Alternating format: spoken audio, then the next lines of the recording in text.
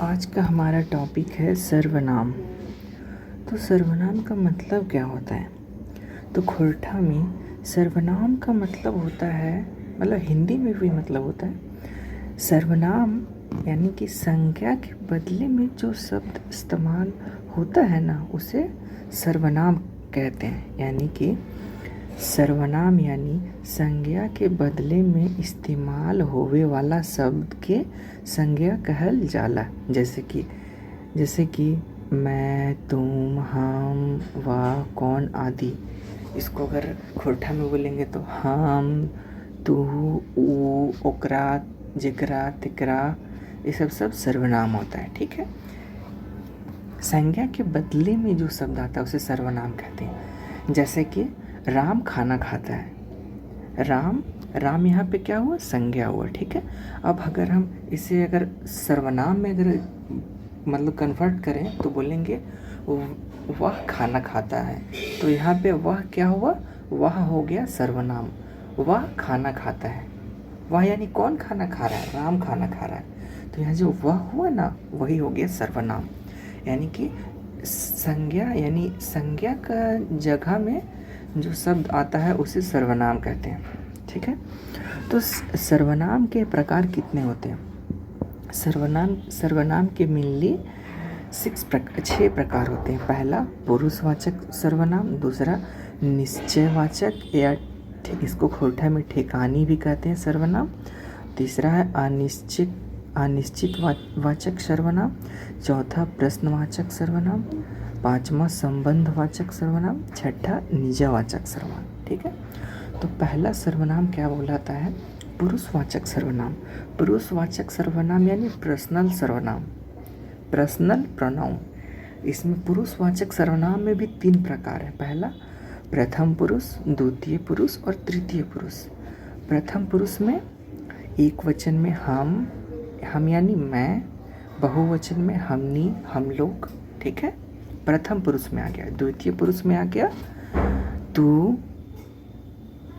जैसे होता है ना इंग्लिश में first person, second person, third person, वैसा ही इसमें। जैसे इंग्लिश में फर्स्ट पर्सन में कौन होता है? आई और वी। सेकेंड पर्सन में कौन होता है? यू होता है। उसके बाद कौन होता है? यू, दे, ये सब होता है ना। उसी तरह इसमें भी है। तो द्वितीय पुरुष में कौन है? द्वितीय पुरुष का जो एक द्वितीय पुरुष में आता है तू, तोहनी।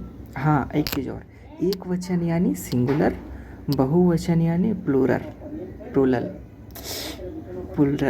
हाँ, प्लूरल। हाँ, मतलब बहुवचन। ठीक है। तो पुरुषवाचक सर्वनाम के 3 प्रकार होते हैं। प्रथम पुरुष, द्वितीय पुरुष और तृतीय पुरुष। प्रथम पुरुष में आते हैं एक वचन में आते हैं हम, मैं। द्वितीय पुरुष में आते हैं हमनी यानी हम लोग। द्वितीय पुरुष में आते हैं एक वचन में तुम, तोह। बहुवचन में तोहनी, तूनी। तृतीय पुरुष में आते हैं एक वचन में ऊ, ओहे, यानी ऊ मतलब वह, ऊ मतलब वह। ठीक है। एक वचन में आता है। बहुवचन में ओहनी, ओखनी, यानी वे लोग, वे लोग, ऊ लोग, ये सब आते हैं तृतीय पुरुष में। ठीक है। बी में आते हैं निश्चयवाचक सर्वनाम, यानी ठेकानी से खोरठा में कहा जाता है, डेमोन्स्ट्रेटिव प्रोनाउन। तो इसमें क्या होता है? ये, एहनी, यानी कि या और ये, और ओह, ओहनी, यानी वाह, वे।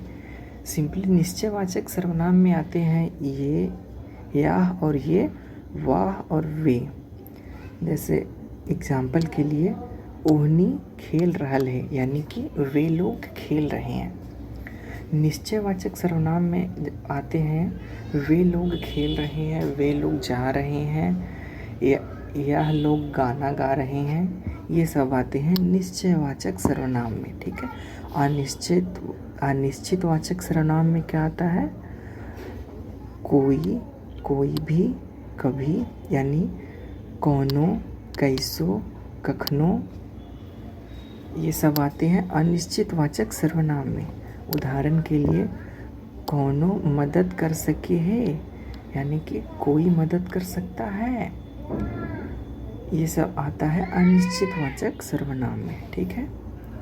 चौथा है प्रश्नवाचक सर्वनाम। इसी से पता चल रहा है क्वेश्चन पूछने का काम होगा इसमें।